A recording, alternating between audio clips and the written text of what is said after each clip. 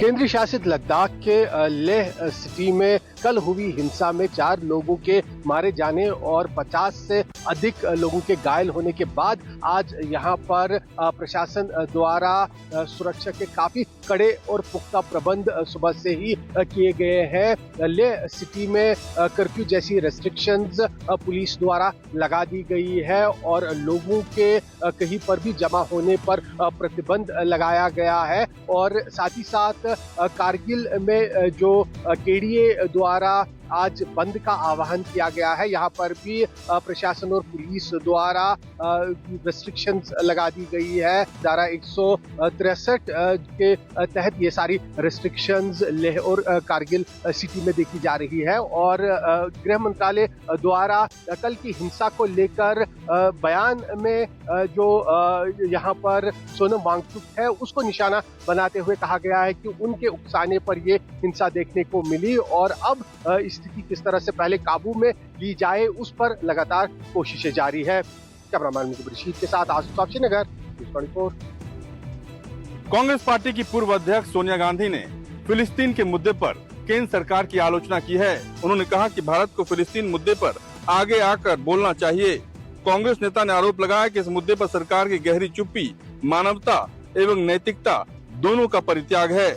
कांग्रेस संसदीय दल की प्रमुख सोनिया गांधी ने गुरुवार को इंग्लिश अखबार के एक आर्टिकल में लिखा कि केंद्र सरकार द्वारा लिए गए फैसले भारत के संवैधानिक मूल्यों या उसके हितों को लेकर नहीं होते, बल्कि वह दोस्ती के आधार पर किए जाते हैं। उन्होंने कहा कि इसी तरह फिलिस्तीन मुद्दे पर केंद्र सरकार की चुप्पी का कारण इजरायली प्रधानमंत्री बेंजामिन नेतन्याहू और प्रधानमंत्री नरेंद्र मोदी की दोस्ती है। सोनिया गांधी ने आर्टिकल में इजरायल और भारत के साथ साथ मोदी और ट्रंप की दोस्ती पर भी निशाना साधा। उन्होंने लिखा है कि केंद्र सरकार की व्यक्तिगत कूटनीति की यह शैली सही नहीं है और यह भारत की विदेश नीति का मार्गदर्शक बिल्कुल नहीं बन सकती। उन्होंने कहा कि इसका परिणाम केंद्र सरकार ने अभी हाल ही में देखा है, जब अमेरिका ने उनकी दोस्ती के प्रयास को बुरी तरह विफल कर दिया। रमन कुमार, दिल्ली, न्यूज़ 24। बीजेपी ने बिहार, पश्चिम बंगाल और तमिलनाडु के लिए चुनाव प्रभारी और सह प्रभारियों की सूची जारी कर दी है। हालांकि तमिलनाडु और पश्चिम बंगाल में अप्रैल में 2026 में चुनाव है, लेकिन बिहार में अगले 1-1.25 महीने के अंदर मतदान की प्रक्रिया शुरू हो जाएगी। कितने फेज में चुनाव होंगे ये अभी क्लियर नहीं है, लेकिन माना जा रहा है कि पिछली बार 3 फेज में चुनाव हुए थे, इस बार उससे कम फेज में चुनाव कराने की तैयारी है। बहरहाल बीजेपी ने जो सूची जारी की है उसमें बिहार के लिए धर्मेंद्र प्रधान जो कि केंद्रीय मंत्री हैं उनको चुनाव प्रभारी बनाया है। वहीं सीआर पाटिल जो केंद्रीय मंत्री हैं उनको भी सह प्रभारी बनाया गया है और उत्तर प्रदेश के उप मुख्यमंत्री केशव प्रसाद मौर्य को भी सह प्रभारी बनाया गया है।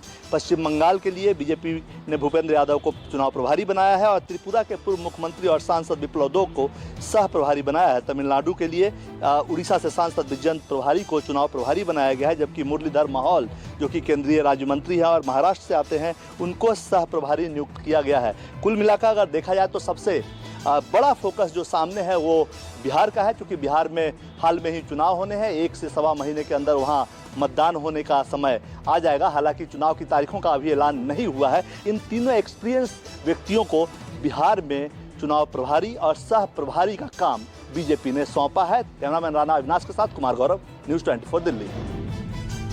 एक तरफ जहां बिहार में विधानसभा चुनाव का काउंटडाउन शुरू हो चुका है, वहीं दूसरी तरफ राज्य पुलिस मुख्यालय ने कई नेताओं की सुरक्षा बढ़ाई है तो कई की घटाई है। बिहार के बीजेपी के प्रदेश अध्यक्ष डॉक्टर दिलीप जायसवाल की सुरक्षा को वाई से बढ़ाकर अब वाई+ कर दी गई है।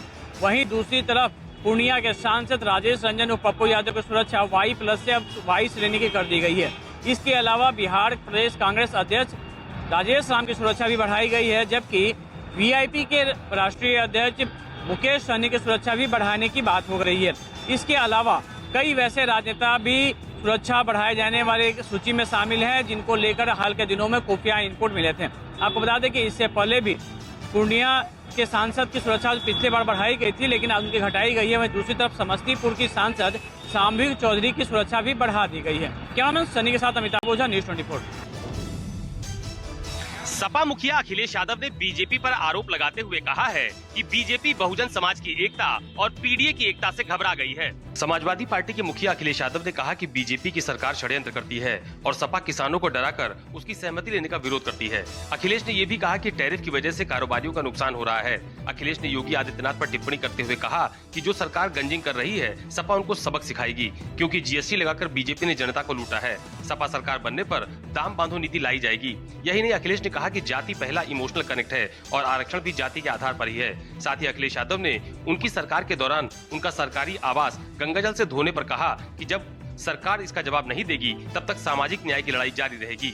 वहीं समाजवादी पार्टी के नेता आजम खान से मुलाकात के सवाल पर अखिलेश यादव ने साफ किया है कि वो आगामी 8 अक्टूबर को आजम खान से मुलाकात करने के लिए रामपुर जाने वाले हैं।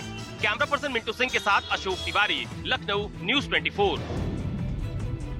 सीतापुर में बाघ बहराइच में भेड़िए के बाद अब लखनऊ में तेंदुए ने दस्तक दी है।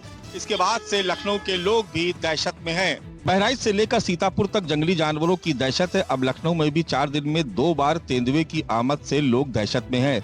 इससे पहले कल रात फिर से सीतापुर में बाघ नजर आया। ये बाघ सीतापुर के रिहायशी इलाके में दिखा है। इलाके में बाघ होने की सूचना मिलने के बाद लोगों में डर का माहौल है।